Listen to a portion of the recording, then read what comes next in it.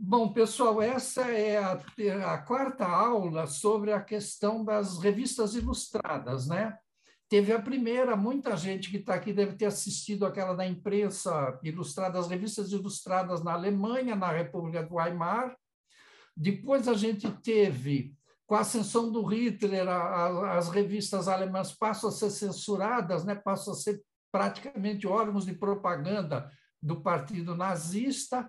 Em seguida, começa a surgir a revista Vie na França e, um pouco mais tarde, a Picture Post na Inglaterra, né? A partir disso, no meio do caminho dessas duas, eu dei uma palestra sobre a revista O Cruzeiro. A revista O Cruzeiro é fortemente influenciada pela revista Life americana, né? Na verdade, ela surge bem antes da Life, mas ela praticamente não existe como uma revista ilustrada, como uma revista gráfica. Ela vai existir com a chegada do Jamanzão no meio quase no fim da Segunda Guerra Mundial. E depois, hoje a aula é sobre a revista Life, que na verdade é a grande revista ilustrada. A grande revista ilustrada foi a revista Life. Ela se apoia um pouco nessa tradição da imprensa alemã de 1920, do fim da Primeira Guerra Mundial e a ascensão do nazismo em 1933. Ela também se apoia um pouco na tradição da revista Vie francesa, e ela vai ser a revista que vai ter uma existência maior dentro da história das revistas ilustradas. Ela vai influenciar a criação do Cruzeiro no Brasil e, mais tarde, também vai exercer uma influência muito grande na revista Realidade aqui no Brasil. Então, eu vou compartilhar a tela, nós vamos começar a mostrar o Cruzeiro. O Cruzeiro, desculpe, o Life. Bom, essa é a capa da revista número 1, né? Em novembro de 1936, a revista número 1. Essa capa é feita pela Margaret Bourke-White, né? Que, na minha opinião, é uma das grandes fotógrafas que, no Brasil, ela não é muito conhecida, se fala pouco dela, né? Mas ela, para mim, tem uma importância tão grande na fotografia. Para mim, ela é tão importante quanto o próprio Robert Capa, nas coberturas de guerra, nas fotos de guerra. Então, essa matéria ela vai fazer a construção de uma barragem, que depois é uma hidrelétrica, né? Então, nessa reportagem, você vê que ela domina muito essa coisa arquitetônica, a coisa das grandes construções, a coisa da obra, e na parte humana, na parte de lazer, na parte da vida das pessoas, ela também é extremamente talentosa. Então, ela é uma fotógrafa impressionante, de altíssima qualidade. Tanto que depois, a equipe que vem mais tarde na revista Life, todos vão reverenciar a Margaret Bourke-White pela qualidade do trabalho que ela fazia. Aqui, já no ano seguinte, em 1937, mostra um pouco o domínio que ela tem. Essa é um clássico dela, todos vocês... Essa é uma foto super conhecida, né? É uma consequência de uma grande enchente, são as pessoas em fila do pão, né? E esse contraste, né? Os negros e os pobres, e ao fundo essa coisa do modo de vida americano, é uma foto incrível, né? A capacidade de comunicação de uma foto muito bem feita, né? Muito bem captada, né? Eu vou dar umas pausas, tá? Para vocês se impressionarem, se impactarem com a fotografia. Continuando, quer dizer, ela vai mais longe. Na própria guerra, a Margaret Bourke-White ela vai fazer coisas na África, vai voar com a Força Aérea Americana, vai fazer fotos aéreas. Ela vai fazer, depois ela entra na Alemanha, ele vai fazer imagens da libertação dos campos de concentração, né? Fotos chocantes, fotos incríveis. Eu ia falar a palavra poderosas, desculpe, tirei poderosas. Tem uma cena dela que eu evito mostrar, que são closes de pés, de corpos empilhados num carro militar, que é extremamente chocante, uma foto muito forte. Então, você vê que a Margaret Bourke-White ela vai dominar isso, tanto parte de industrial, parte de arquitetura, parte de social, guerra, ela vai fazer tudo muito bem. E usando equipamentos grandes, né? Máquinas que operavam com chapa, né? Essa foto aqui é de 43, já no meio da própria guerra. Um ataque na cidade de Tunis, no norte da África. A Life, de certa maneira, ela é aqui quem é? O Martin Munkanks. Quem assistiu à minha aula sobre a imprensa alemã viu que esse Martin Munkanks é um do cara genial que aparece na imprensa alemã, ele que vai fazer aquele ensaio de futebol que eu mostrei para vocês. Então, ele tem um domínio muito grande de coisas de esportes e dessas coisas de movimento. Com a ascensão do nazismo, em 1933, ele ainda está trabalhando na Alemanha. Ele, inclusive, vai cobrir o 1º de maio do Hitler, né, na Alemanha, e em seguida ele vai embora, porque ele é húngaro de origem judaica, né? Então ele sai fora, ele vai para os Estados Unidos. Você vê que aqui, em 1936, em dezembro, ou seja, um mês e meio depois da Life ser lançado, o Martin Munkanks já é contratado para fazer uma capa da revista. Dá para sentir a importância que ele tinha, o respeito que ele tinha, que transcendia a fronteira alemã, né? Ele vai para os Estados Unidos, vai ser importante, vai fazer trabalhos para a Life, mas ele vai muito mais entrar nas revistas de moda e vai se tornar um fotógrafo de moda importante nos Estados Unidos. Então, você vê que a Life ela vai aproveitar muito, ela vai usar esses caras que vêm dessa escola alemã, da época da República de Weimar. Aqui, o outro que se torna importante, né, é o Robert Capa. Essa foto é de 44, né, ele está com... provavelmente é depois do dia D, o desembarque do dia D, né? Ele vai pela França e ele acompanha todas as tropas, ele inclusive salta como paraquedista no território alemão, né? O Robert Capa já era um cara respeitadíssimo.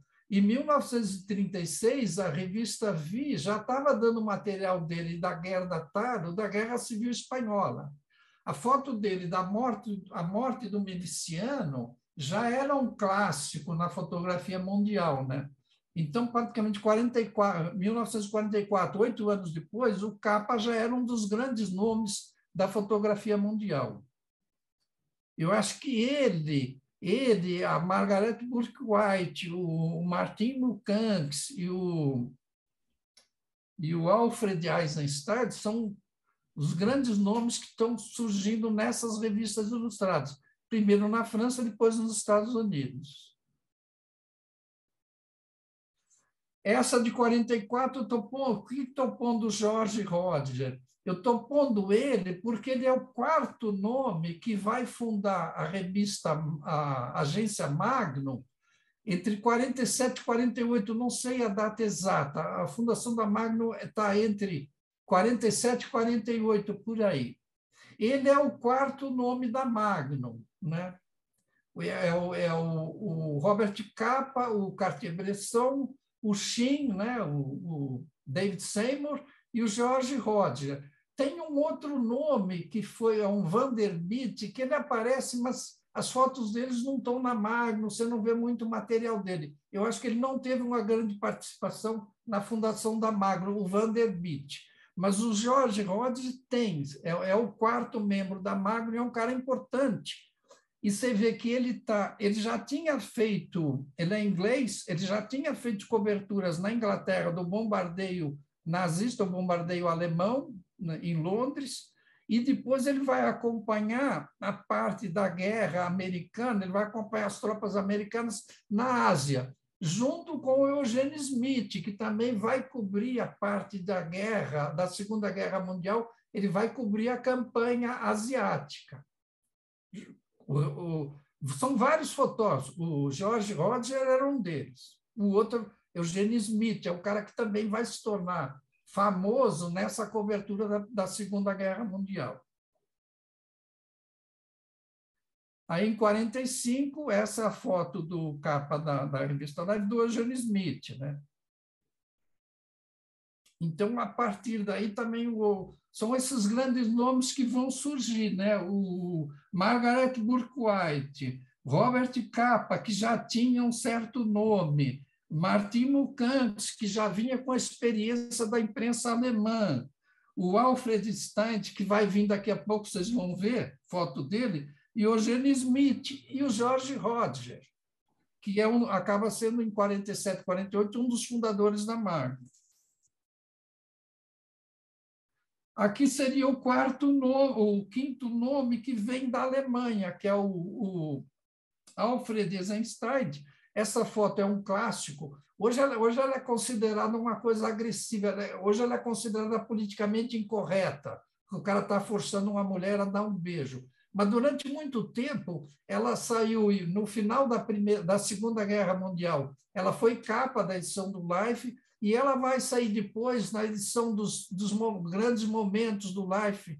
Ela vai sair, por exemplo, de repente, quando os caras vão lançar os telefones celulares, essa foto acaba sendo também usada na capa. É uma imagem que se tornou icônica, né? E aqui é um negócio que depois vocês vão notar, né? Vocês têm duas capas aqui. À esquerda é a Life com um logotipo antigo, e à direita é a Life já com o logotipo que vai pintar em algumas tentativas de mudar a revista, de fazer uma proposta editorial diferente, em 1980. Dos anos 80 em diante, a Life começa a aparecer com esse logotipo maiorzão, mais pesadão. Então, aqui a gente está chegando no final da Segunda Guerra Mundial, e dá para sentir quais são esses caras, quem eram os caras importantes. Aqui também, uma foto do Stalin feita em 43 e outra do Churchill feita em 45. A do Churchill, vocês vão se lembrar, eu usei na minha aula sobre retratos, eu mostrei essa foto do Yusuf Karsh, que é um canadense de origem libanesa. E essa eu mostrei também, que é do Stalin em 43, feito pela Margaret Bourke-White, numa matéria grande, uma matéria especial que ela vai fazer para a Life. E essa foto me impressionou, ela não é muito... Parece um 3x4 de documento de identidade, só que tem uma luz lateral, tem uma alta luz de um lado e uma sombra do outro. Mas, comparado com a foto do Churchill, a foto do Churchill é muito mais bem elaborada, muito mais pensada, muito mais bem realizada.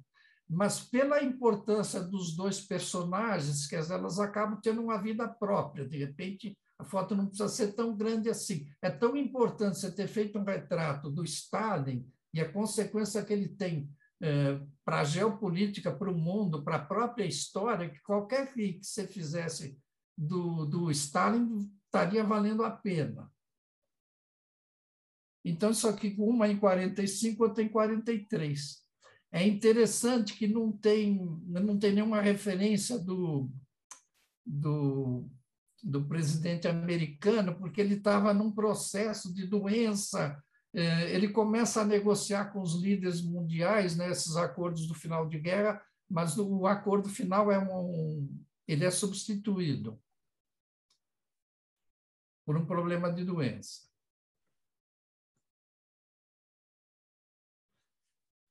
Aí a gente continua voltando a Margaret Bourke-White, a importância que ela tem. Ela vai estar na Índia num momento muito importante, quando a Índia se liberta do Império Inglês e começa a haver um racha no país que surge de um lado a Índia e do outro lado o Paquistão. Houve uma divisão, na Índia ficou praticamente o hinduísmo e no Paquistão o islamismo. E houve vários conflitos, conflitos armados com mortandade muito grande.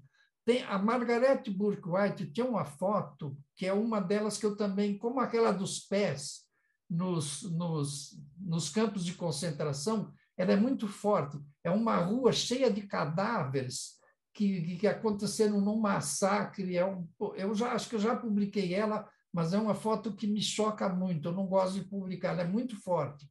E me admira que a Margaret Bourke-White, como é que ela, sabe, tem sangue frio para ter feito esses dois cliques que eu estou citando, que eu não mostro aqui. É impressionante o domínio que ela tem.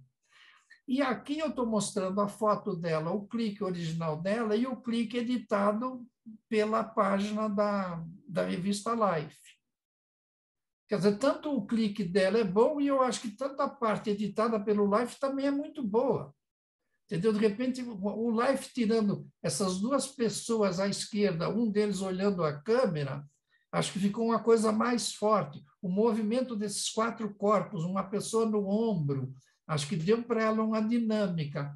De repente, eles editaram bem, na minha opinião, essa foto dessa imigração. Isso é provavelmente 1948. A Margaret Bourke-White, ela também vai fazer aquele retrato clássico do Gandhi com a roca de fiar, com a roda de fiar, que se tornou um dos grandes retratos do Gandhi.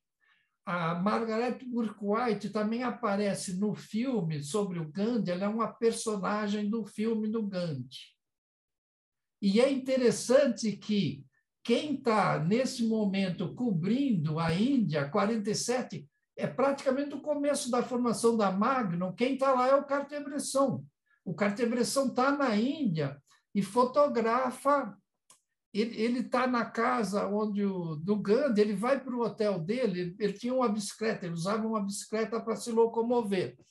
E ele volta para o hotel, quando ele chega no hotel, ele recebe a notícia de que acabaram de assassinar o Gandhi. Aí ele volta correndo para lá, né? Agora, eu acho que a grande cobertura, tanto do Gandhi, quanto dessa grande imigração, dessa divisão que acontece na Índia, a grande reportagem, na minha opinião, é feita pela Margaret Bourke-White.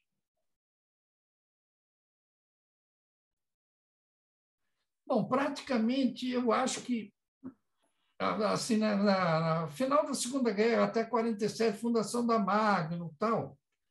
E aí a gente vai ter uma mudança. Agora vão surgir alguns fotógrafos velhos fazendo uma estética nova, buscando uma nova mensagem, construir ensaios a partir dos anos de 47, 48. Isso aqui é de 48, é do Eugene Smith, é o doutor de campo, né?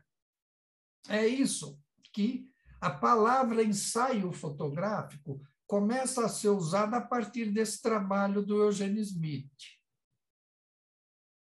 É um trabalho muito bom. Eu, por exemplo, acho que tenho uma visão mais crítica. Eu acho que esse trabalho do Eugene Smith, ele é feito muito, ele segue uma linguagem cinematográfica, sabe? Com a ação, com começo, meio e fim. Então, eu acho que as fotos individualmente nesse ensaio, sei lá, a gente tem que entender que isso foi feito em 1948, né? Então, tudo bem. Mas ele, por exemplo, pega o médico, está indo para o campo por trabalho. Ele vai ter um acidente que interrompa o lazer dele, ele volta. As fotos são muito didáticas, são muito encadeadas, elas contam uma história de maneira cinematográfica. Mais tarde, o Eugene Smith vai fazer uma grande mudança. Eu acho que ele aprendeu com isso, que é... Bom, não é aqui, desculpe. Eu vou retomar o Eugene Smith depois, porque aqui nós estamos em 49.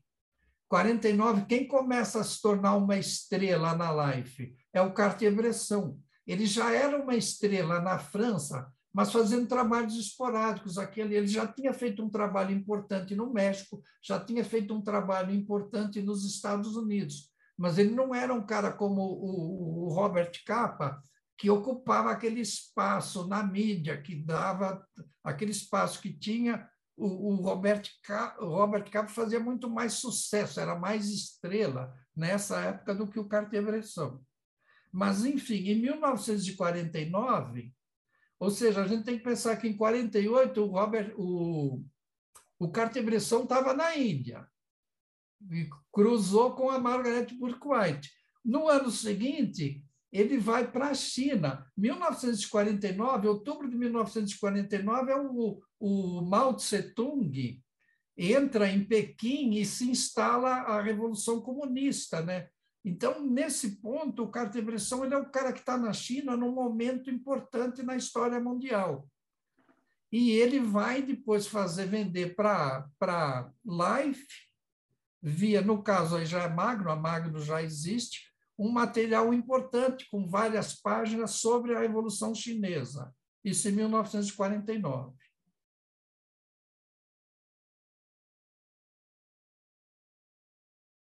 Aí, retomando aquilo, quer dizer, que eu falei, por exemplo, quando o Eugene Smith vai fazer em 51, 3 anos depois de fazer o ensaio do médico rural, ele vai fazer o Spanish Village, e aí você começa a ver que cada foto ela tem vida própria, ela tem um impacto, ela tem uma composição, ou seja, cada foto é uma obra de arte.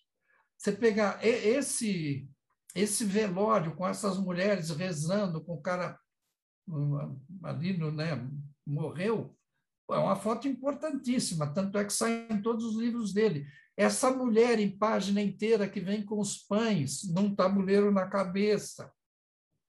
Esses 3 retratos da guarda republicana, né? No caso não é republicana, porque já era Franco, né? Agora a polícia é franquista.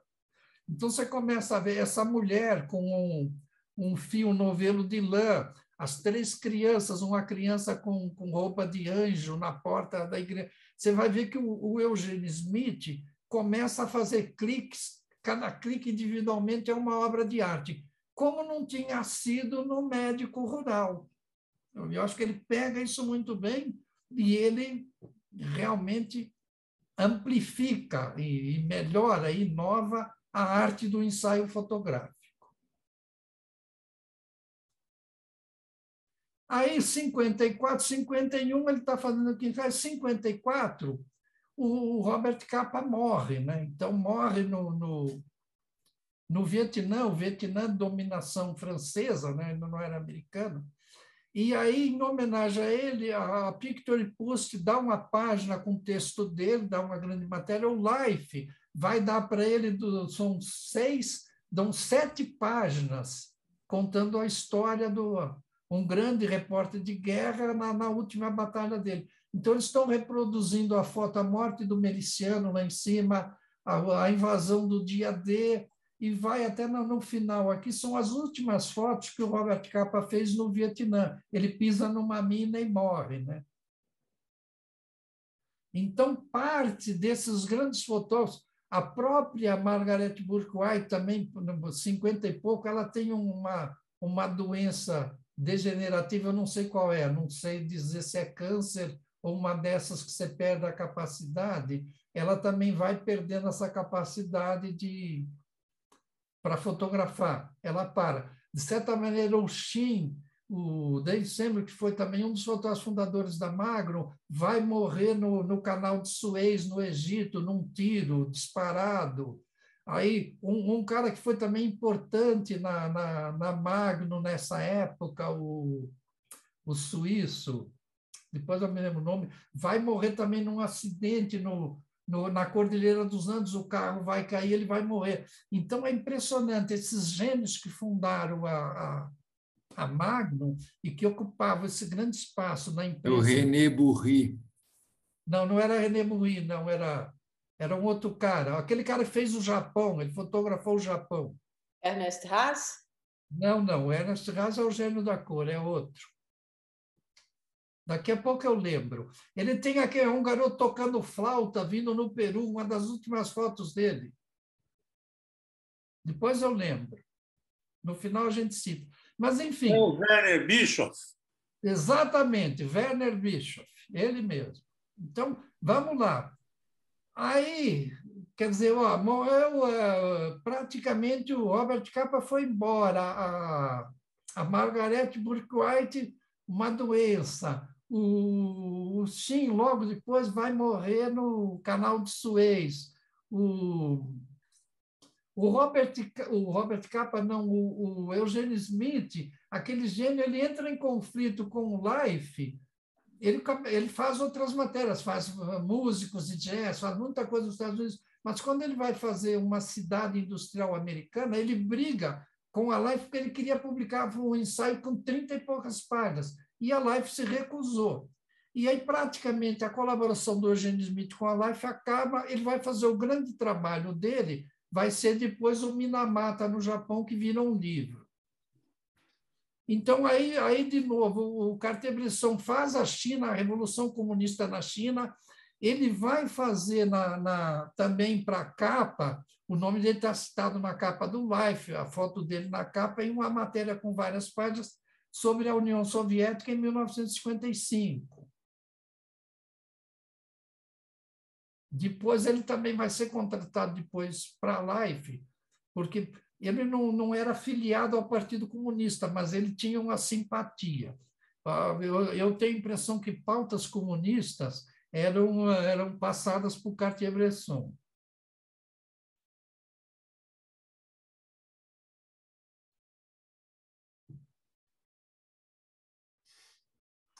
Aí veio aqui, para mim, é o gênio da cor.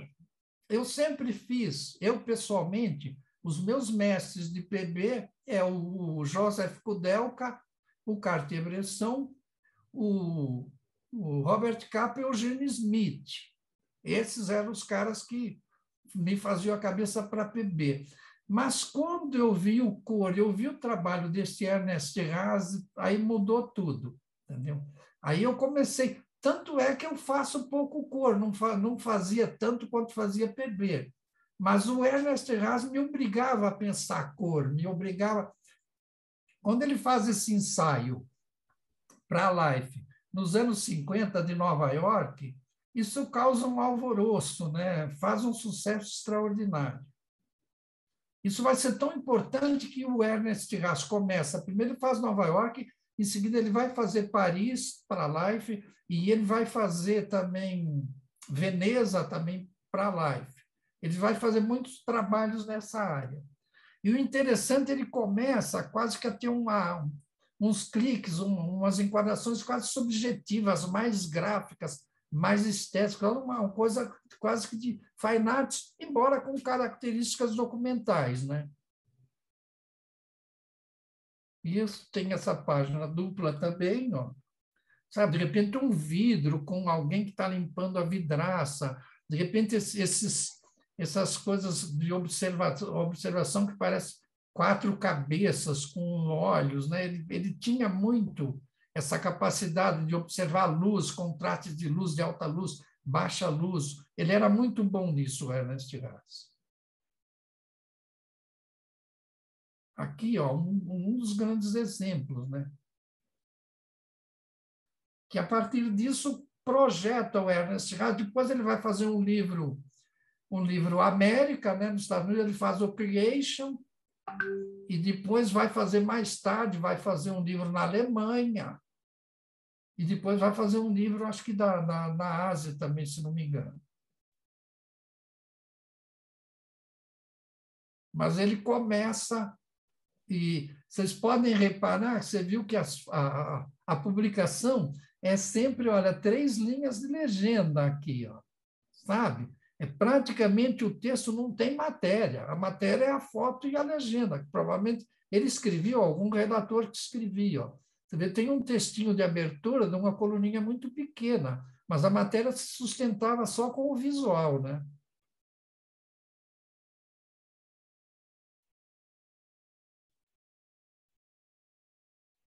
Aqui vai ter uma outra mudança. Aqui você vê que a gente está em 50 e pouco, o Ernest Haas vem em 56. Esse cara, na minha opinião, é um outro gênio. O Gordon Parks. E, de repente, ele pega uma coisa do Ernest Haas, não sei se pega, eu estou chutando, é a minha interpretação. Só que ele vai fazer uma coisa de impacto social usando a cor, né? De repente, eu não sei, eu estou fazendo de novo a minha viagem. O cara vai fotar o problema de negros, né? A coisa de um modo de uma vida separada. A ideia era o seguinte: tem que fotografar a cor. Perfeito. Eu acho que 1956, o Gordon Parks vai fazer uma matéria de segregação e vai usar a cor. O Gordon Parks, ele faz sucesso, ele vem para Washington, ele vai trabalhar numa instituição que eu não sei exatamente qual é, governamental, e ele faz uma foto que se torna uma foto impactante, que é uma empregada, uma doméstica que limpava, uma faxineira, e ele faz um retrato dela segurando a vassoura, que ele copia um retrato clássico de um pintor americano, que é um casal segurando uma forca de uma coisa de um ancinho de agricultura. E ele faz e a foto é de um impacto impressionante. A partir daí, ele vai ser contratado, ele vai fazer parte da equipe da Life, né? Nos anos 50, ele vai vir ao Brasil fazer aquela matéria na favela, ali no Rio de Janeiro, que vai dar uma briga que o Cruzeiro vai mandar alguém para Nova York para contestar a matéria que o Gordon Parks veio fazer no Brasil.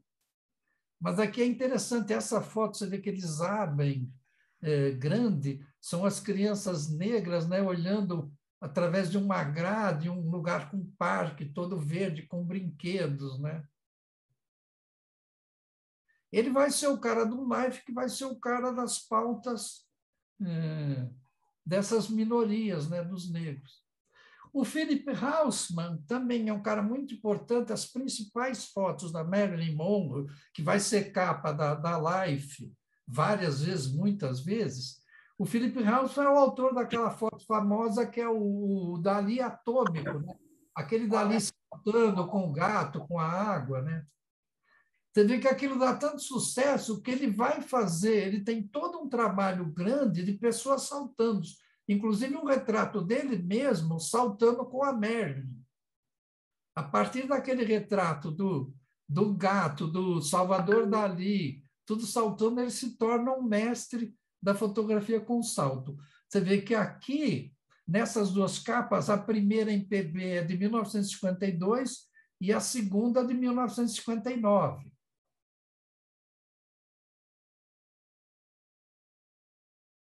E vocês podem reparar que as fotos, não tem foto ruim, né? Impressionante.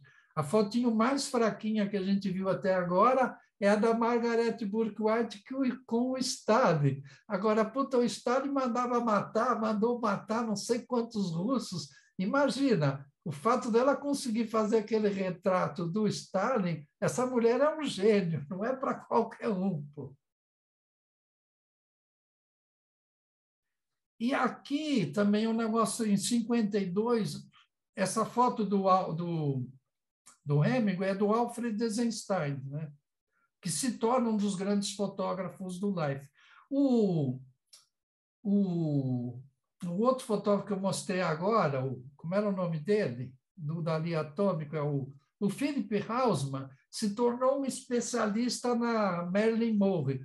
E o Alfred Eisenstein era o cara daquela atriz italiana, Sofia Loren. Todas as matérias que a Life dava com a Sofia Loren, ela escolhia o Alfred Eisenstein para fotografar.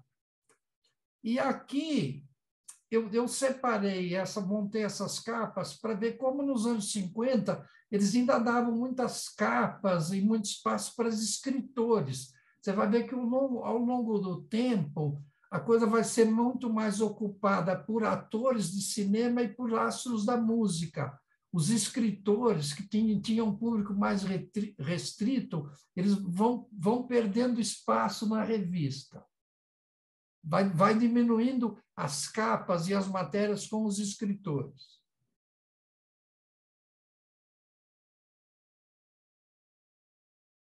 Aqui a gente já saímos de 50 para 62.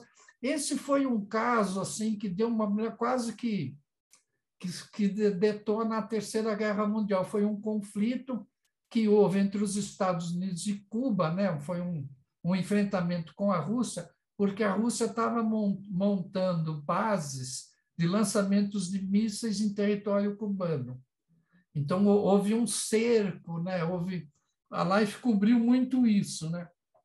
Então, aqui são capas do mesmo ano, uma o Kennedy, né? E a outra o Fidel, e no meio eu peguei uma foto que é fotos do serviço secreto feitas por aviões espiões, né, que mostra o local onde estava sendo montado a base de lançamento de mísseis em Cuba. Então, o Life tem uma cobertura muito grande desse conflito, porque eles conseguiam ter acesso a aviões, a navios militares. A Life conseguia colocar os fotógrafos dela em helicópteros, em aviões, em navios. Então, eles tinham um material muito exclusivo, né?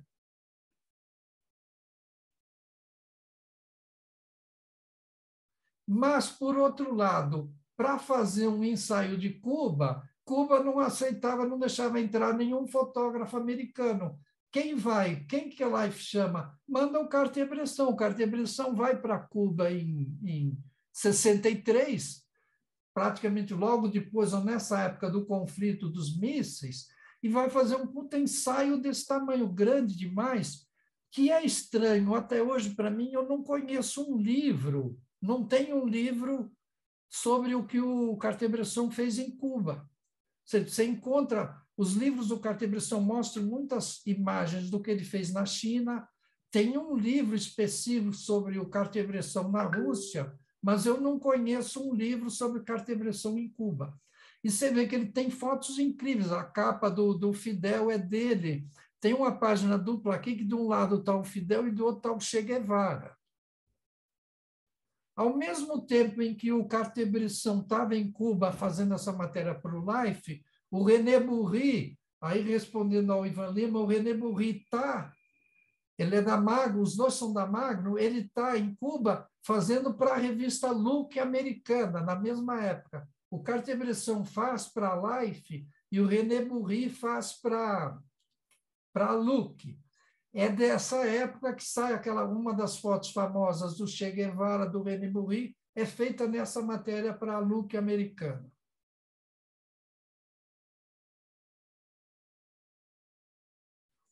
Aí os anos 60 são anos que vai ser loucura, vai ter conflitos, vai ter morte, vai ter coisa armada, vai ter luta. Por outro lado, vai ter um avanço na área de comportamento, na libertação, na questão de drogas, na luta pelos direitos civis dos negros, direito ao voto, a questão do amor livre, a questão das drogas. Eu acho que os anos 60 vão ser esses anos onde vai haver transformações não só nos Estados Unidos, no mundo inteiro. Então, essa foto da Life do Vietnã, eu estou editando, ela é de 65, porque ela é estranha. Ela me passa uma imagem. O Vietnã não teve combates marítimos, o Vietnã não tinha frota marítima. Toda a guerra vietnamita se dava combate homem a homem no meio das florestas, na maioria das vezes usando túneis. Então, essa foto me passa uma impressão que ela foi encomendada pela revista Life, sabe? Olha, dispara os canhões. Pô, o cara vai disparar um canhão aonde? Para matar um guerrilheiro? Não tem sentido. Esse é o tipo de foto, na minha opinião, armada pelo fotógrafo do Life, pela Life, junto com os comandos militares desse navio, para ter uma foto de impacto para dar na capa da revista.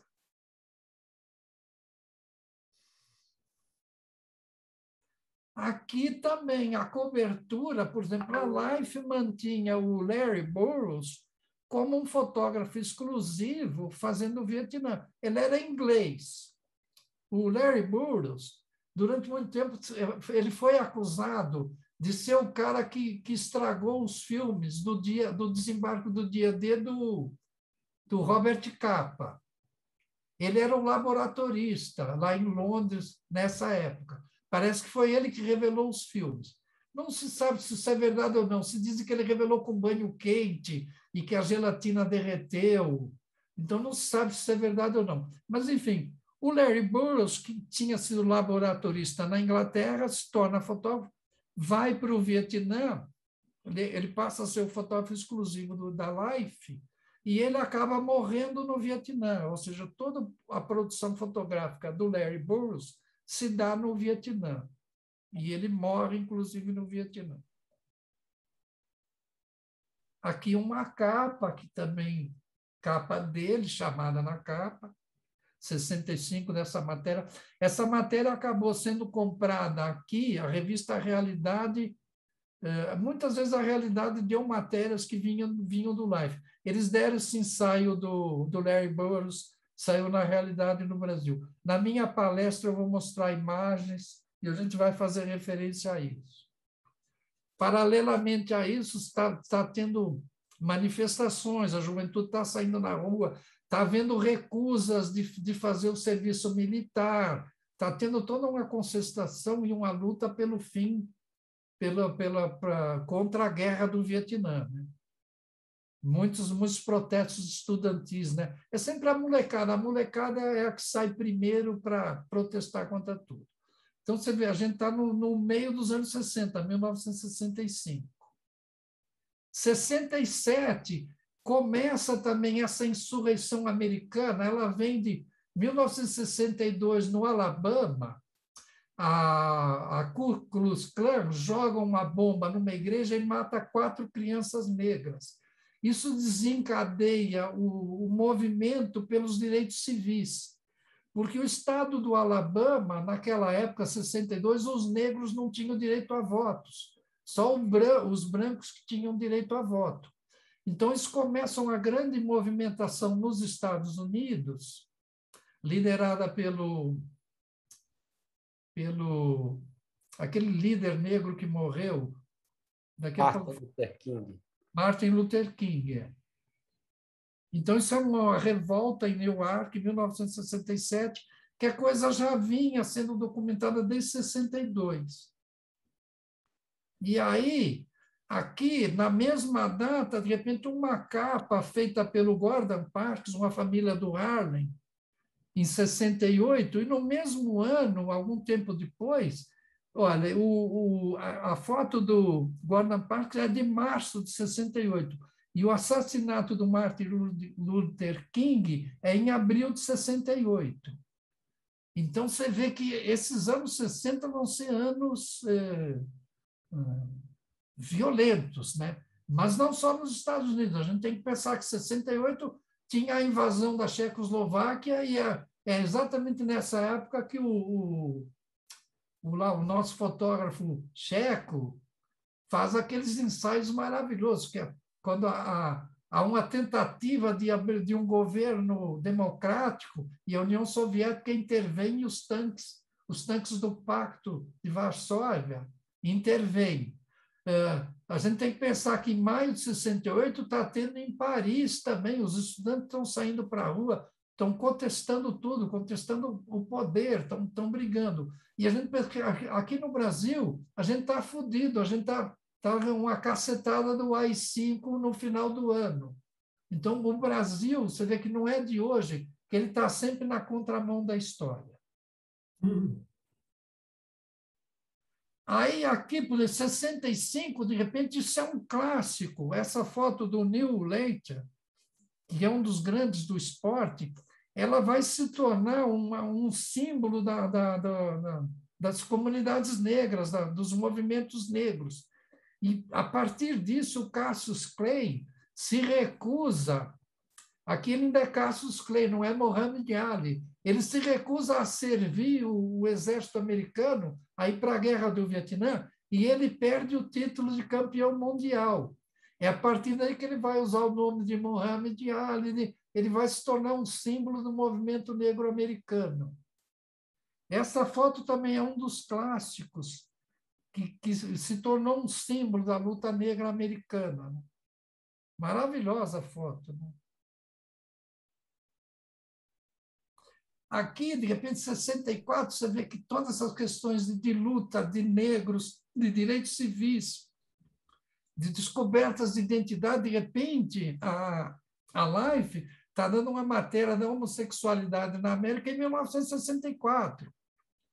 Então, em muitos pontos, a revista Life foi inovadora. Mais tarde, ela vai se enquadrando, quase que sendo uma revista do Departamento de Estado americano, mas ela cobria essas coisas importantes, movimento negro, a homossexualidade. Essa foto é de 64, do Bill Epridge. Esse Bill Epridge é o cara que vai fazer a foto da morte do Robert Kennedy. ele é o cara que está presente quando o Robert Kennedy é assassinado. 69, a gente está falando de grandes, das pessoas, de repente, o amor livre. As pessoas estão saindo de casa, elas vão morar em comunidade, elas vão fumar maconha, elas vão tomar LSD. Nessa época, as drogas eram usadas num sentido de ampliação de consciência, e não era num sentido de fuga da realidade. Era um negócio de você viver a realidade de forma mais intensamente, tanto com a maconha quanto com o LSD. Não existiam essas drogas sintéticas que foram surgir no final dos anos 70, começo dos 80. Então, essa foto é de 69. Aí, essas alterações dos costumes também, as pessoas saíram, passaram a viver em comunidades, né? De repente, os casamentos, uma mulher tinha 2 homens, entendeu? Houve mais ousadias. Várias famílias se juntavam e viviam juntas, se dividia o trabalho, se dividia alimentos, se dividia tudo. Era uma vida mais comunitária, não tinha sentido de competição, de um querer ser melhor que o outro. Então, isso tudo é consequências desses movimentos da contracultura dos anos 60.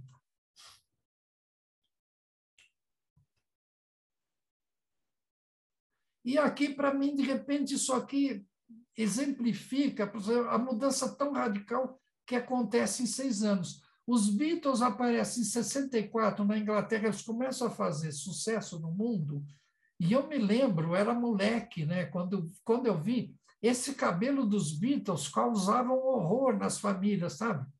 Você olha que eles ainda usavam paletó e gravata, punha gravata, usavam um terninho, mas esse cabelo era chocante, os Beatles eram muito usados. Isso era considerado uma revolução da juventude. 67, 7 anos depois, olha a cara deles, né? Olha a transformação.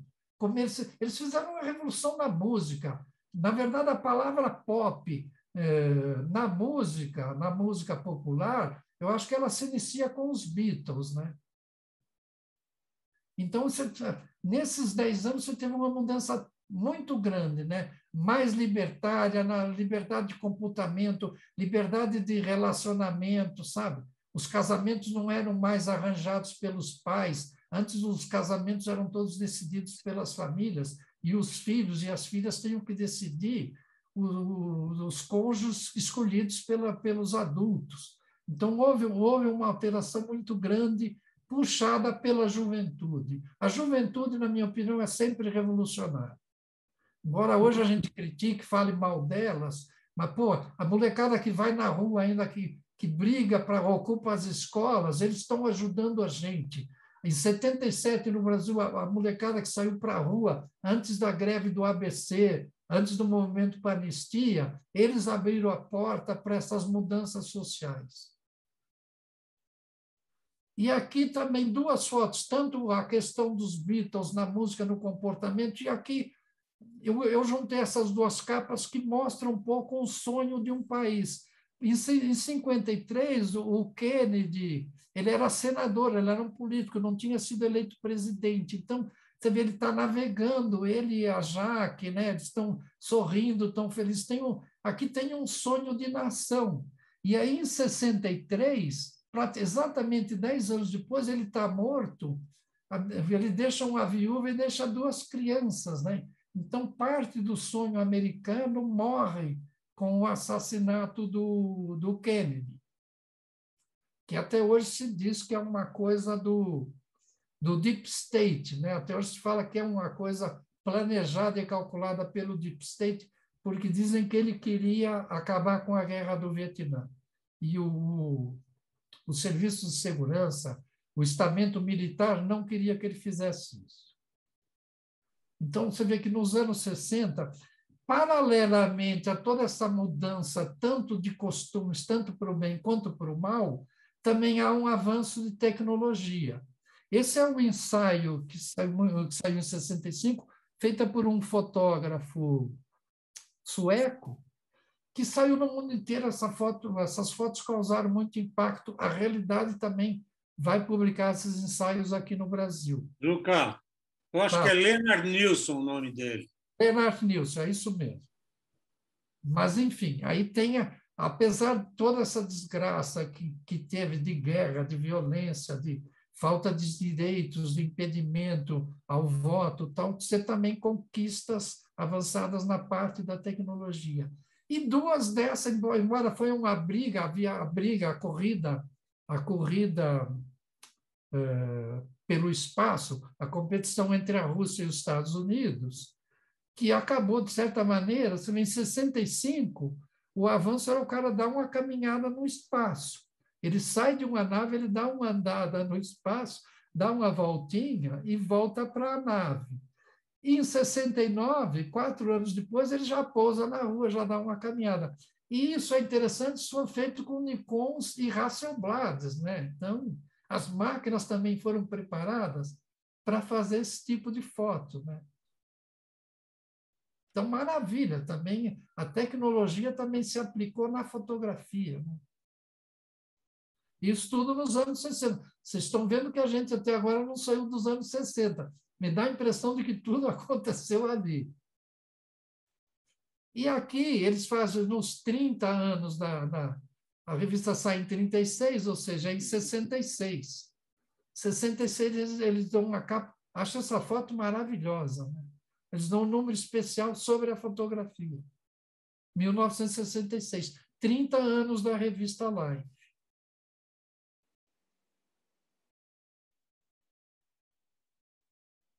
73. Isso aqui também, o pessoal que está aqui mais velho, sabe a importância que isso aqui teve para a gente, não só para as famílias, para tirar esses retratos, mas a gente usava isso para fazer uma foto mais trabalhada, ou às vezes uma foto publicitária. Você fazia um clique em Polaroid antes de fazer o clique definitivo com o filme, para testar a luz, para ver se a medição estava reta. Você fazia os ajustes da foto que você queria clicar, batendo polaroids antes, revelando na hora. Porque você tirava, você balançava aquilo na mão, né? Você ficava balançando aquilo, ventilando, em segundos você tinha uma cópia do clique que você fez. Isso também foi uma revolução muito grande, o surgimento da Polaroid.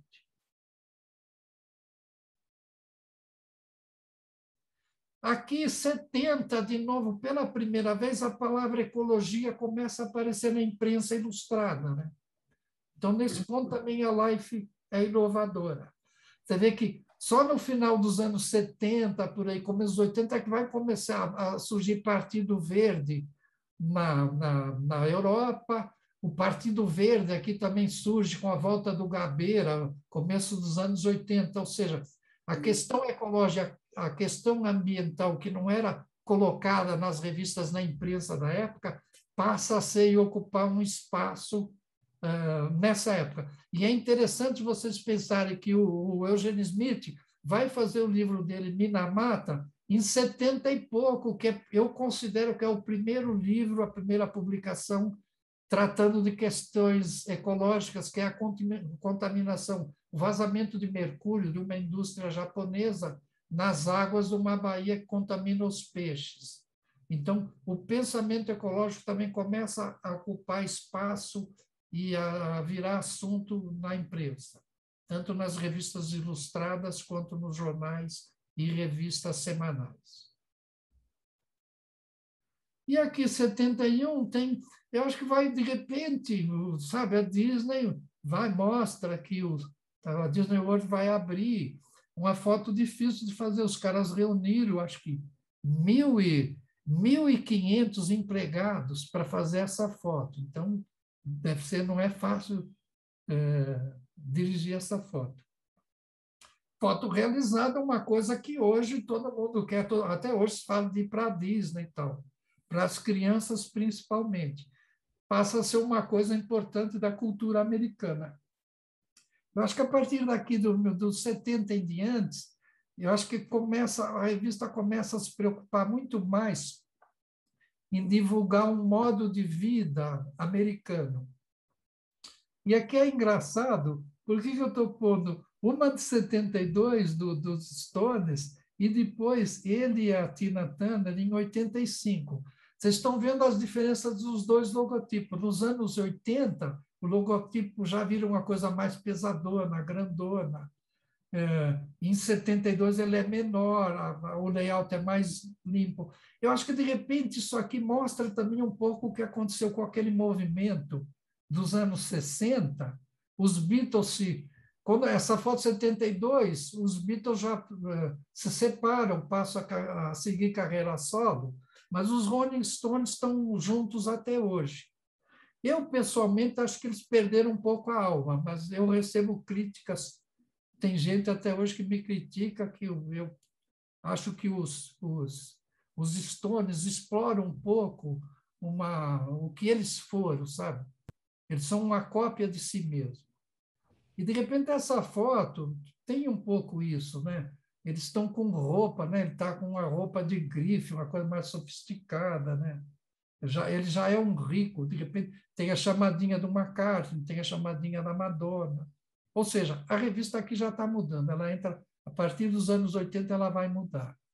E aí vão voltar novo, 20 anos depois, a Life reproduz, isso é em 1989, ela vai reproduzir a mesma foto que ela usou na capa da Life em 69, que é exatamente essa coisa do movimento hippie, né? Do movimento da contracultura. Então, isso aqui é interessante, que saiu o ensaio que saiu na época, as pessoas não precisavam, ninguém tinha carro, não precisava ter dinheiro, as pessoas pegavam carona, brincavam na lama, não precisava ter roupas caras, não se tinha roupas de grife, né? As pessoas eram mais felizes com pouca coisa, elas sabiam extrair. Eu acho que isso um pouco se perdeu. E a Life, de certa maneira, mostra isso. Ela vai mostrar o que aconteceu, para onde foi essa geração. Essa geração que era hippie, que era contra a cultura, vão virar os IUP, que vão para a Bolsa de Valores, vão querer ganhar muito dinheiro, vão ficar ricos. Houve uma perda de qualidade, digamos assim. Em 1986, a Mary Ellen Mark, também uma fotógrafa super conhecida, aí ela vai fazer, de repente, as drogas, não é mais a maconha nem o LSD, já é pico, é droga pesada, que pode causar a morte, já é uma coisa mais violenta e mais pesada.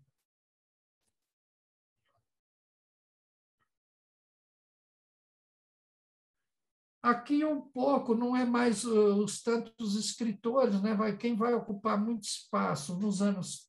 Vem desde aquela época dos escritores, mas é muito mais os artistas. De repente, o Bob Dylan.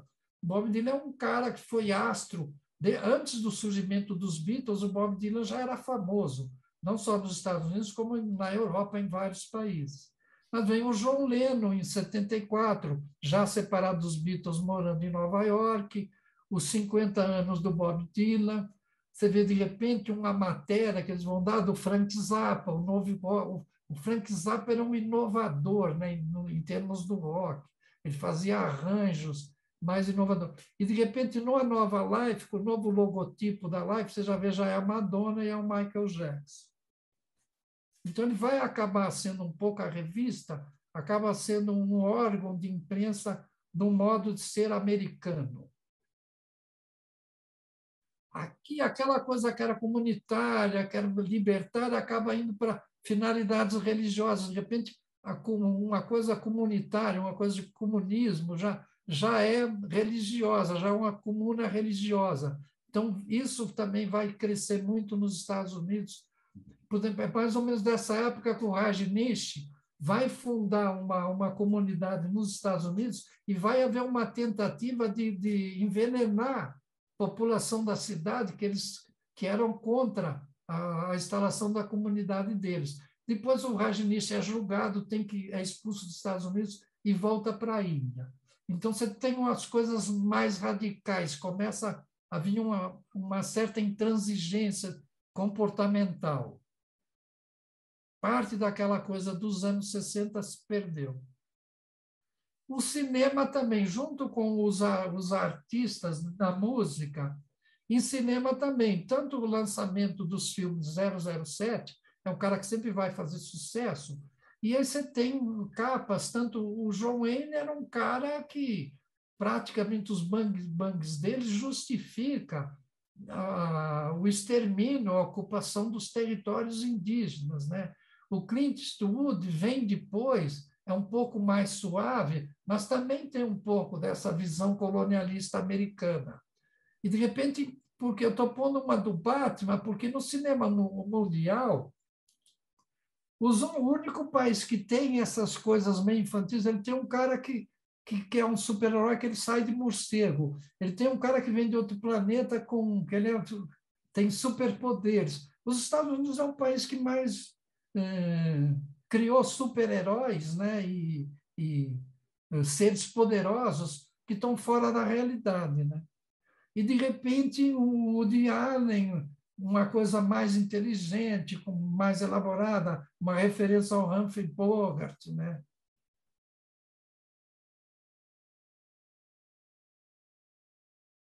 E aqui esse percurso que eu tinha falado para você, de repente a foto do Hitchcock é do nosso amigo lá que fotografou o Dali Atômico, eu sempre esqueço o nome, em 63, e ele vem da já essa Life de 1990,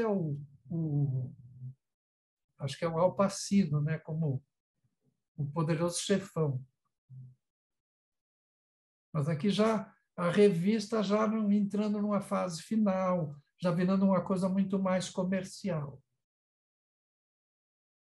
Aí a revista, em 82, ela vai fazer essa capa de um fotógrafo de moda, o Patrick Demarchelier, é até hoje considerada a revista que mais exemplares vendeu. Ela vendeu 7 milhões de exemplares. A partir disso, era um pouco, quando eu fiz a nossa aula das revistas francesas, eu mostrei um pouco a foto francesa, que eles usavam esse recurso, eles davam fotojornalismo, davam guerra, davam coisas violentas, mas eles sempre punham uma mulher bonita na capa, e a revista existe até hoje, a revista era um pouco um sucesso. E eu acho que a Life percebeu também que isso aqui poderia ser uma fórmula de a revista aumentar as vendas na banca.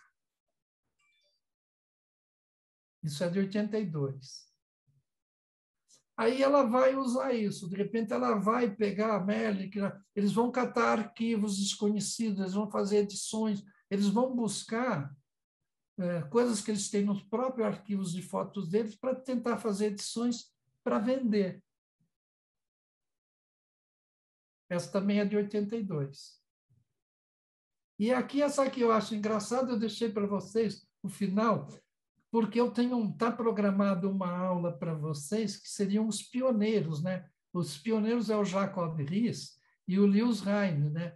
De repente a Life em 1990, ela vai voltar 100 anos atrás para buscar as coisas, os que esses dois fotógrafos fizeram. O Jacob Riis fez a chegada dos imigrantes europeus na ocupação dos Estados Unidos, as condições de moradia, o sofrimento que eles tinham.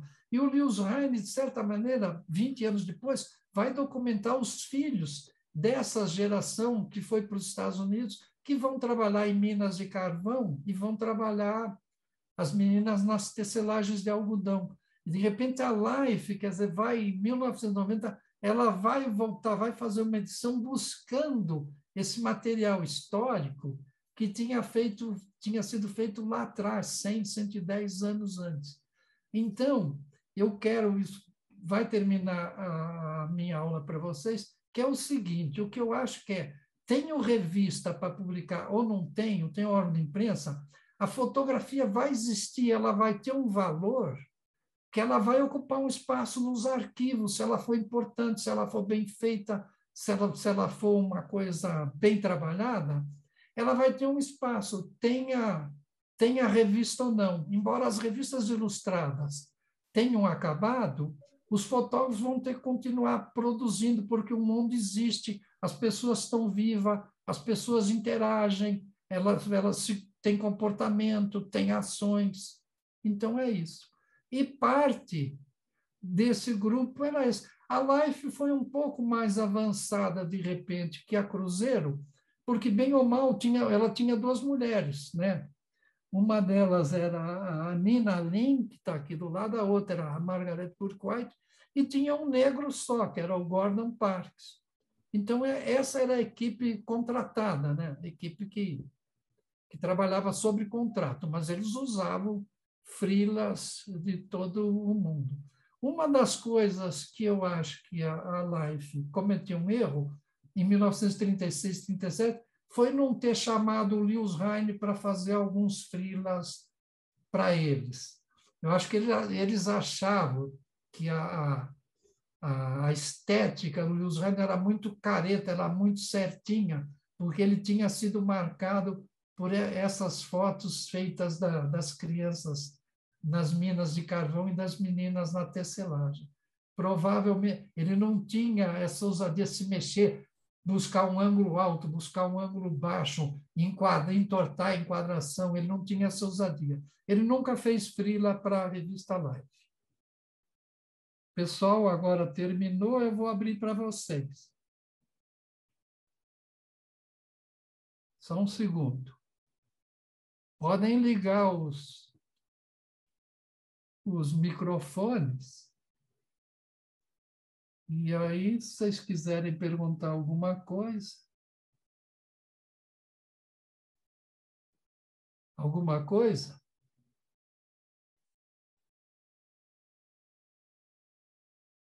Estou lendo aqui enquanto vocês decidem o que vão perguntar. Não, só tem boa noite aqui, todo mundo está. O ensaio. Pronto, pessoal, vou tomar um vinho porque a garganta está seca. O que vocês têm para falar?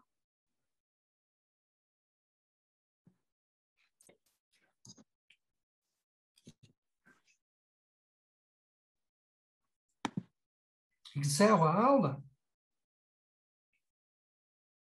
Juca, eu queria falar do negócio do logotipo, que você falou logo no começo, Sim. que aquele logotipo mais gordinho tinha mudado, mas pelo que depois você foi mostrando, não foi assim, não, porque manteve aquele outro logotipo, que é o logotipo que eu conheci, assim, mais, né? Aquele outro maior, só nessa última que você mostrou que apareceu ele.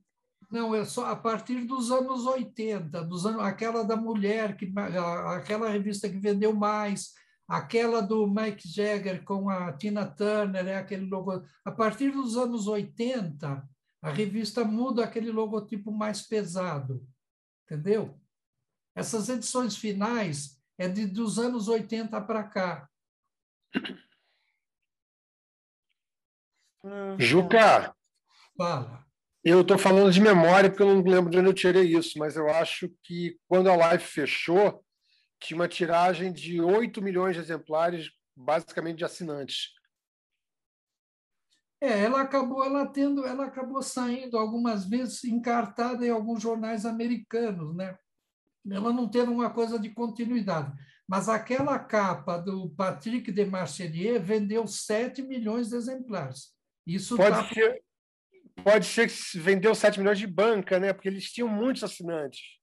Não sei, a informação que eu tenho levantada daquela tiragem, mas aquela tiragem é em 82, a revista vem até 90 e pouco, a revista dura mais tempo, né? Se eu não estou errado, chegou a ter 15 milhões de exemplares. É possível. Eu não sei, essa informação precisa eu não tenho. Eu tenho que pesquisar, estou falando de memória, não lembro de onde eu tirei isso, mas acho que foi. Juca. O Juca, eu queria falar uma coisa. Sim. Pode falar. Eu queria falar uma coisa que é uma hipótese, não é uma afirmação, né? O Cartier-Bresson era um fotógrafo francês envolvido por vários fotógrafos do mundo, né? Quer dizer, a maior parte do pessoal da Magna não era de origem francesa. Então, os franceses nunca se interessaram em se meter no mundo comunista, né? Então, isso é uma hipótese pela qual o Cartier-Bresson nunca publicou livros sobre Cuba e nunca se envolveu nessa história. É uma hipótese, não tenho certeza. Mas ele publicou um livro sobre a Rússia mais comunista que a Rússia. Mas a Rússia 54. mas a Rússia, o livro da Rússia dele são 2 livros, um de 54 e outro de 56. Não, eu um sei. Foi logo após a morte do Stalin, né? Eu sei, mas não é isso que eu estou falando. A Rússia era um panorama mundial. Acho que é uma questão de família, questão de arquivo. Deixa eu só terminar de falar, por favor. Mas a Cuba era um cancro dentro dos Estados Unidos. Então, falar sobre a Rússia ou publicar coisas sobre a Rússia era uma coisa. Agora, publicar sobre Cuba, que tinha um conflito com os Estados Unidos, é outra coisa, né? Então, mas é uma hipótese, não quero aumentar essa polêmica. Eu acho que o Henri, né, o Cartier-Bresson, era muito rígido quanto ao fato dele ter o material para produzir um livro. Ele tinha o material para produzir uma reportagem. Ele faz uma diferença muito grande, sempre fez na vida dele, escrita essa diferença entre reportagem e livro. Então, por exemplo, quando ele tem um livro sobre a Índia, é no final de 6 ou 8 viagens à Índia. Quando ele tem um livro sobre a Rússia, sobre a Rússia, sobre a União Soviética, ele faz uma viagem muito longa. Ele acha que o tempo de permanência, assim penso eu, o tempo de permanência dele em Cuba foi pequeno e que ele não teria material suficiente para fazer um livro. Eu sei, Zeca, mas é mais um motivo para ele não publicar um livro sobre Cuba, além do conflito. Mas não tem nada a ver com comunismo, não. Eu acho que não tem nada a ver com comunismo. Eu acho que ele não se considerava, o material dele não era suficiente para o livro. Porque, além de tudo, ele tinha um editor. Só vai publicar um livro sobre o México quando ele vai ao México em 35, 36, e depois ele volta no México em 60 e poucos. Então, aí, quando ele está em 60 e pouco, ele tem um livro. Agora eu tenho um livro, ele publica um livro. Ou seja, ele era muito exigente do seu material. Ele tinha um editor, né? Não era que ele publicava o livro, ele tinha um editor que acompanhou ele a vida toda, né? O Zeca tem razão, porque você vê nas reportagens que ele fez para o Life, a da China, a da Rússia, tem várias fotos que estão ali que ele nunca publicou nos livros dele, ele não deveria gostar, aquilo foi feito em encomenda da revista, provavelmente era isso. Mas ele tinha um editor, não era só ele que decidia, né?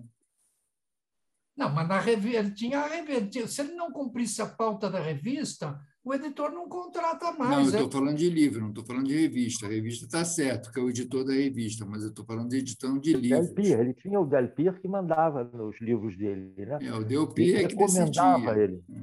E o Delpire também era francês, né? Pois mas isso não significava nada, o fato de ser francês. Todos nós que estamos aqui, que fizemos pauta para a revista, quantas vezes a gente fez foto que se arrepende até hoje que não gostou? Foi o que o editor pediu, pô. Pois é. Mas não era o mesmo caso, né, Juca? Não é o mesmo caso. Mas, enfim, não é uma polêmica, é apenas uma colocação. Obrigado. Juca, eu posso compartilhar uma tela? Claro que pode. Espera aí um pouco, então. Sobre a arte da Bárbara Kruger, que eu acho que assim, é muito inspirada no logotipo da Life. Espera um pouquinho. Eu não posso compartilhar. Não sei quem é essa Bárbara Kruger que você está falando. Então, eu queria mostrar aqui, porque assim, a estética dela, ela usa muito, eu acho, que tem muito a ver com a... Bom, enfim, não tem como compartilhar, não dá para compartilhar. Está dizendo que você desativou o meu compartilhamento de tela. Não, mas deixa, depois a gente fala sobre isso. Juca, Juca, alô? Quem está falando? Abreu. Fala, Abreu. Me diz uma coisa, Juca. Tinha uma versão em espanhol da Life. Tu tem alguma informação sobre isso? Eu lembro dessa versão, essa Life em espanhol, viu? Não, tinha 3 versões. Tinha uma versão que era Life em espanhol. Eu acho que uma das fotos que eu mostro aqui do Fidel, aquela do Fidel com o Kennedy, a do Fidel é a versão espanhola. Aquela Life, depois do ensaio do Cartier-Bresson, já é a versão americana. Mas eles tinham uma versão internacional também, que circulava na Europa e na Ásia. Perfeito. Tinha 3 versões. Tinha uma americana, tinha uma internacional e tinha uma em espanhol. Perfeito.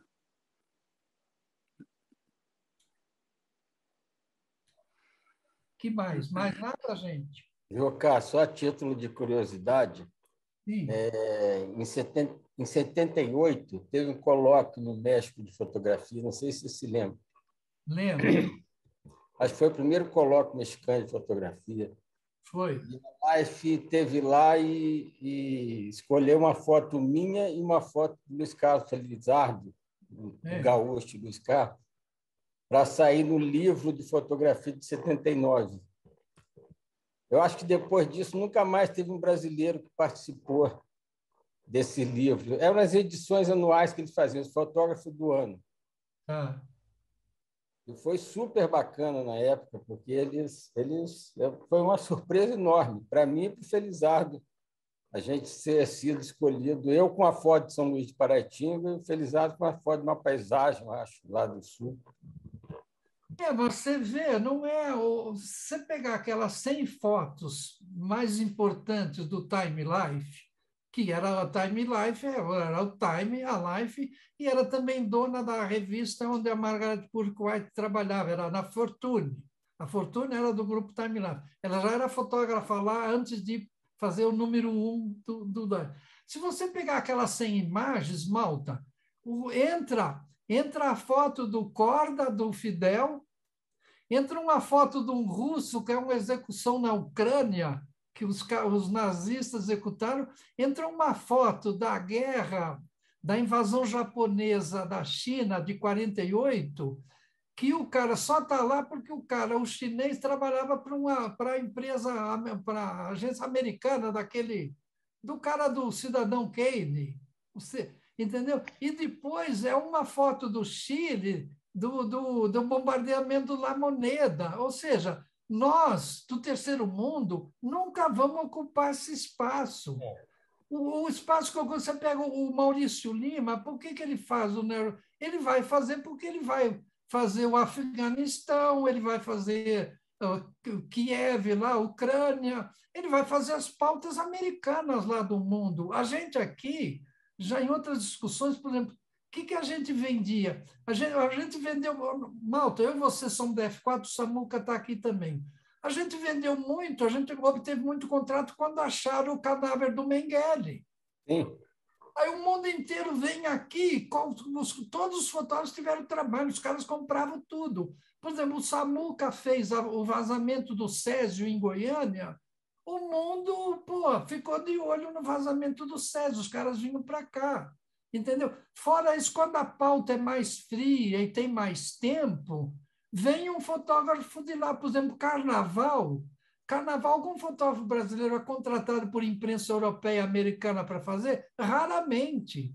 Os caras vêm de lá e falam, vamos para o Brasil com dólar, ficar num bom hotel, beber, mulheres bonitas, calor. O cara vem, não vai deixar o dinheiro aqui para a gente.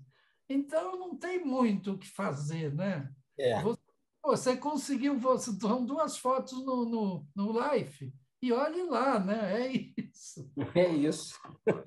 Mas é assim, você está falando isso, eu me lembro da palestra do Ripper, né, Juca? Eu realmente fiquei tão impactado, porque eu fico olhando o trabalho do Ripper. O trabalho do Ripper é maior do que de quase todos esses fotógrafos, porque tem um cunho social que nenhum deles conseguiu atingir, entendeu? E com uma qualidade artística impressionante também, porque o Ripper foi, do jeito dele, construindo uma linguagem inteiramente própria, né? Ele não tem uma forma. Ele fez o Ripper é o Ripper. Não, e o Ripper, o importante, o que move ele não é a conta bancária. É a empatia, é a identificação. Ele é um igual. Se você pensar bem, quantos fotógrafos no mundo recusariam a possibilidade de ser um fotógrafo da Magnum? Magnum, ele recusou, né? Ele recusou. Ele fez uma escolha para não perder a liberdade dele, ele não quis para um lugar que é considerado o Olimpo dos fotógrafos. Né? Exatamente, exatamente. Então, assim, é uma pena, porque acho que a gente tem grandes profissionais e a gente, às vezes, não... Né, não normal, a gente, é isso que você falou, fala mais alto o dinheiro. Né? Mas você é vê isso. um país que teve uma realidade... Eu fico olhando essas coisas aí, Ju, que, sinceramente, a realidade não fica nada atrás de tudo isso que foi mostrado. Mas, ô Malta, se você pegar os caras que fizeram um trabalho que marcou época, o motivo não foi isso, não foi o sucesso profissional. Você pegar o trabalho do Eugene Smith, quando ele vai para o Minamata fazer aquele negócio do Japão, ele faz porque ele está engajado naquela questão. Entendeu? Se você pegar o Paris à Noite do Braçaí, o Braçaí está envolvido com aquilo porque ele gostava da noite, de repente ele cheirava um ópio, ele bebia. Pô, ele... boêmio, mulherengo. Exatamente, entendeu? Aí é assim. É assim que você vai fazer um trabalho bom. Tem que ter paixão, né? Sem paixão não leva a lugar nenhum, né? Exatamente. Agora, o Braçaí tomava um absinto. Tomava muito. Na época era o absinto, né? É verdade. Só quem já tomou sabe o que é aquilo, viu? Eu nunca tomei absinto. Então tem que tomar, Juca. Agora, Juca, eu queria colocar não sei se já foi colocado, porque eu tive que me ausentar 5 minutos, mas eu acho que o que diferencia a Life das outras revistas ilustradas, além da qualidade de impressão que eles tinham e da qualidade dos fotógrafos, que as outras também tinham, diga-se de passagem, o que diferencia é a tiragem. Quer dizer, você pega a revista Cruzeiro, que na morte do Getúlio Vargas teve 700 mil exemplares vendidos, a Life tirava 7 milhões por semana, você entende? 7 milhões e meio. Né? Quer dizer, então a escala é brutal, você entende? Acho que essa discussão também deve ser pensada aqui por nós, né? Porque imagina 7 milhões de exemplares, 7 milhões e meio de exemplares, o acesso que isso propagar, multiplica por 4, 5 pessoas que viam a revista, se atingir 35 milhões de pessoas. Né? Eu achei agora na Wikipedia, chegou a tirar 13 milhões e meio. 13 milhões e meio, tá vendo? É uma loucura. Agora, só que eles controlavam também. Se a gente deslocar... Você lembra a primeira aula minha sobre as revistas alemãs? Quando juntava a Berliner, a Monique e a outra, por semana eram 6 milhões de exemplares. Na Alemanha, em 1925. Ou seja, é gente que lê, é gente que tem hábito de leitura. Aqui no Brasil, a realidade, você falou do Cruzeiro 700 mil, a realidade nos melhores momentos chegou a 700 mil, mas não mais do que isso. A Veja que chegou a ter 1 milhão, para 1 milhão e pouco, porque ela também forçou assinantes, ela deu assinaturas de brinde, mas ela já caiu. Hoje a Veja, não sei, mas se tirar 200 mil é muito, eu estou chutando. Não tira. Você não tem, né? É outra coisa, né? O jornal O Globo faz 60 mil. O jornal O Globo, a tiragem é de 60 mil. A Folha é 120, 130 mil. O Estadão também. Por aí. A mídia impressa... Domingo. Agora, uma coisa que é legal, Rubens, foi bom, a gente está falando, olha, teve a aula das revistas alemãs, teve a aula da Europa, que foi França, Estados Unidos. Aí a gente falou do Cruzeiro no Brasil. Agora da Life... E aí teria a próxima, que seria final, seria a realidade. A realidade, para mim, junta essa coisa a coisa do Cruzeiro com a ousadia temática. A realidade vai ter uma ousadia política, ela vai mexer em questões religiosas, casamento de padre, ela vai mexer nas religiões afro, a Cláudia Andujar vai fotografar um parto lá no Rio Grande do Sul, que a igreja pede a apreensão da revista, a revista é apreendida. Nesse ponto, a realidade foi politicamente mais ousada até que a Life, pena que ela durou pouco tempo.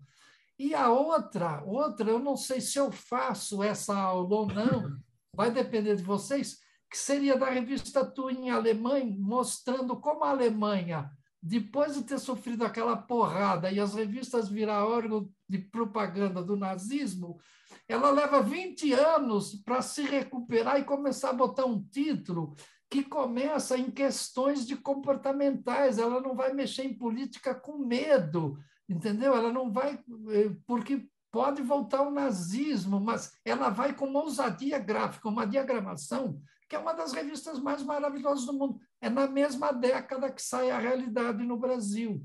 Talvez valha a pena fazer uma aula para vocês sobre a Twin. Então, eu não sei. Eu não sei se a gente termina, a nossa escola termina em novembro e cancela as atividades ou se a gente programa mais coisas para frente. O que vocês acham? Acho que pode programar, acho que pode avançar. Eu acho que a gente pode... Você Não, pode é para continuar, é para continuar. Olha, Juca, eu gostaria muito de ouvir, ou eu tenho duas revistas que eu gosto muito, que uma é a revista Senhor, né? Que não é uma revista de fotografia, mas é uma revista de cultura. Né? Qual revista, Rubens? A revista Senhor. Senhor, tá. Né, que ela nasce no final dos anos 50 e ela vem até os anos 60, mais ou menos. Eu tenho os primeiros 60 números dela, faltam 3 exemplares para eu conseguir agrupar aí ao longo dos anos.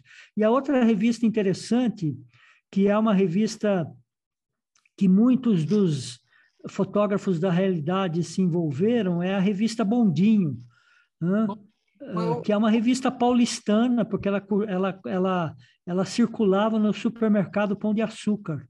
Eu sei, mas, Rubens, só um parênteses. O Bondinho está na coisa que foi uma proposta que você fez, que a gente topou, que é a imprensa alternativa. Entra o Bondinho. Ah, tá. Entraria também a revista de fotografia feita pelo Jorge Lowe e pela Cláudia, mas a gente poderia aí, em 1975, traria aquela revista dos negros feita pelo Abdias Nascimento. Uhum. Aí pega o Pasquim, pega o Cojornal, que também o pessoal que está aqui, gente que trabalhou no Cojornal da agência Ponto de Vista, que está aqui. Isso seria, não para esse ano, por isso que o curso, a Escola do Olhar, talvez continue, porque uma grande conversa sobre a imprensa alternativa brasileira vale a pena. Poderia entrar Senhor nesse conjunto maior. O que você acha? Acho legal, acho legal. Eu posso depois passar aí para você algumas coisas, algumas imagens. Acho que o Rubens poderia fazer essa aula, né, Juca? Não, o Rubens vai participar dessa, mas o Rubens eu quero outra, eu quero uma conversa só o Rubens falando.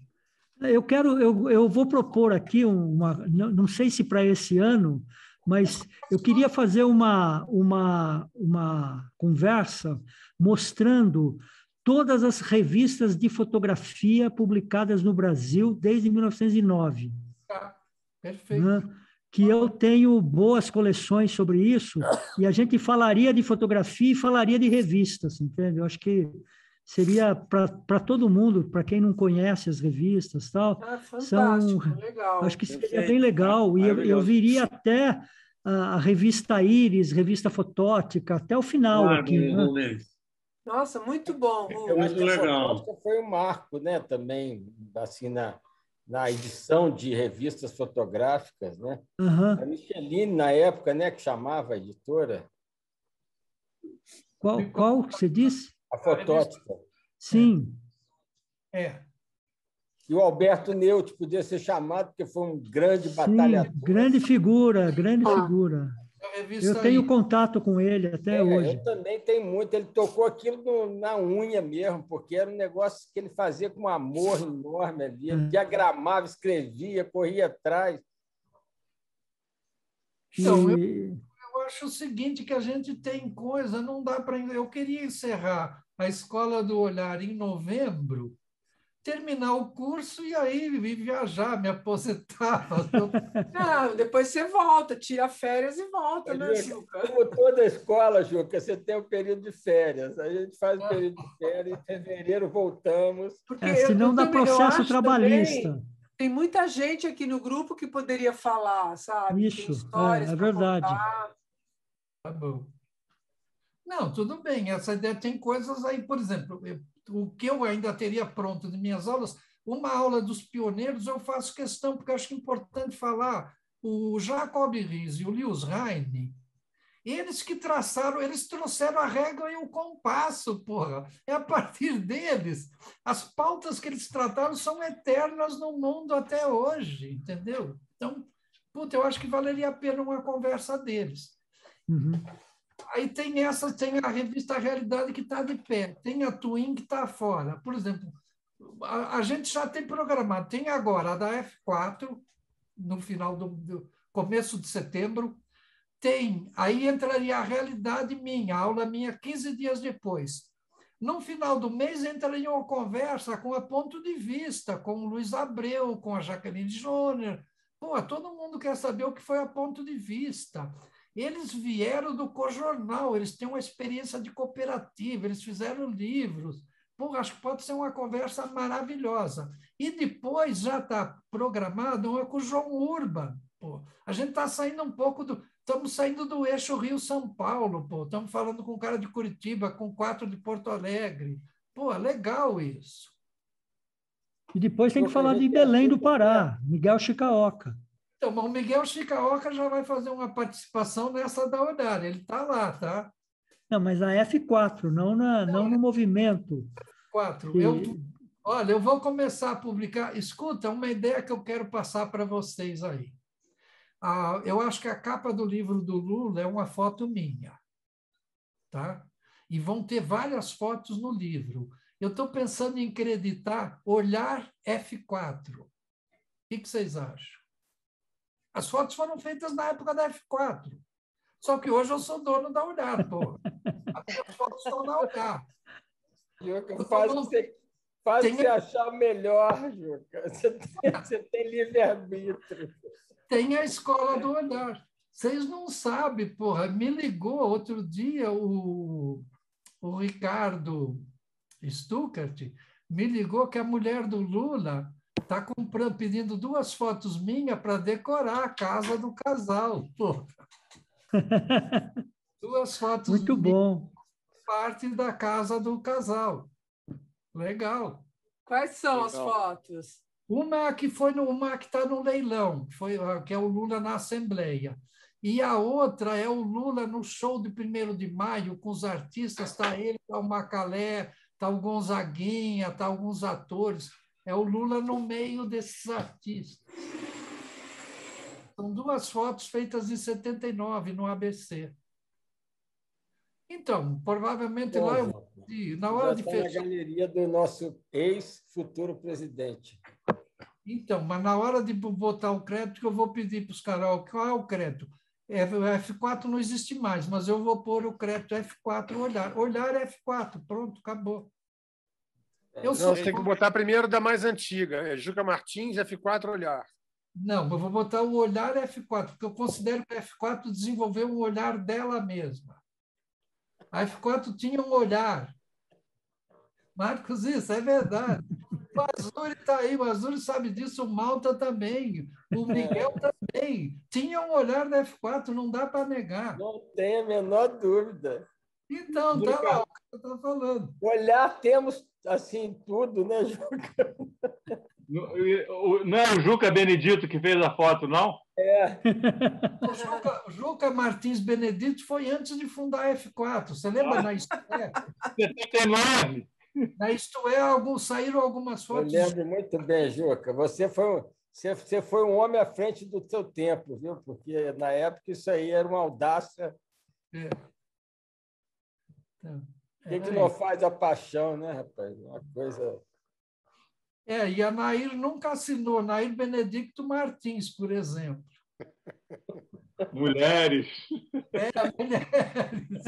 Aí era pedir demais, Juca. Bom, pessoal, é isso. Vamos conversar mais ou vamos embora? Juca, parabéns mais uma vez, porra. Foi muito bom ter visto o material da live de um jeito que eu nunca tinha visto. Porra, parabéns. Boa, obrigado, eu agradeço. Vindo de você, Azuri, eu tenho que considerar, porque você é muito crítico, né? Nem tanto, nem tanto. Faço minhas palavras do Juca, viu? Do Azul, viu, Juca? Tá bom. Pense só em férias. A gente tem aula aqui até 2024 sem nenhum problema. Malta, sabe uma coisa que a gente fez que não estava programado? A gente fez uma reunião que está no YouTube. Eu já subi, que se chama Troca de Ideias. Então, isso que eu ia falar. Tem um monte de coisa anotada naquela reunião lá de sugestões. Então, mas aquilo já vai ser executado. A gente já Não, mas acho que tem mais coisa, Juca. Dá uma olhada. Não tem, não. A única coisa que vai ficar de fora daquela sugestão é a imprensa alternativa sugerida pelo Rubens. O resto foi executado. Até esse final. Aí a gente pode começar em janeiro, depois das férias, uma troca de ideias de novo, para a gente ver o que vai ser feito. E a aula com o Beliel já está programada? Não, não está. Por enquanto está fora. A gente tem que pegar, Juca, uma hora assim para frente. Essa história mais contemporâneas assim de esses coletivos de fotógrafos, essa coisa nova que surgiu aí, que é muito, muito legal. Coisas muito legais. Entendeu?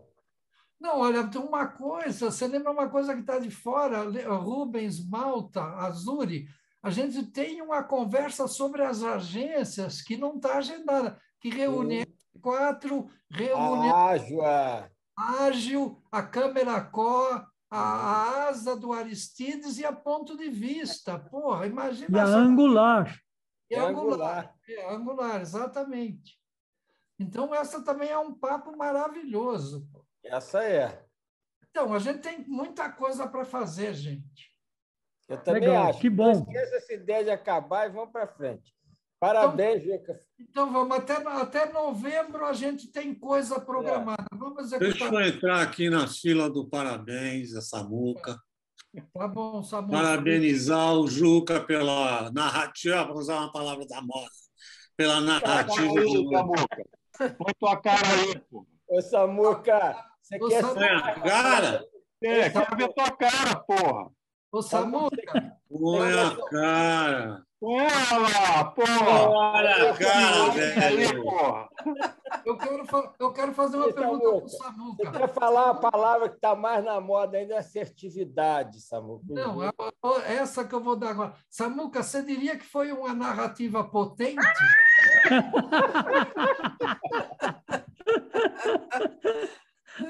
Diria que sim, velho. Tá legal. Aderente, né, Juca? Aderente também. É sempre um prazer encontrar vocês e jogar a conversa fora. É muito legal. Tá muito bom? Muito bom, Chua. Muito bom. Viu, Juca? Então, abraço a todos, beijos. Parabéns, Juca. Foi muito bom. Está sendo sempre ótimo. Legal. Tchau, pessoal. Tchau. Parabéns. Obrigado a bom, todos. Como sempre, Juca. Muito bom, como sempre, Juca. Obrigado. Tchau, pessoal. Tchau. Um abraço a todos. Muito.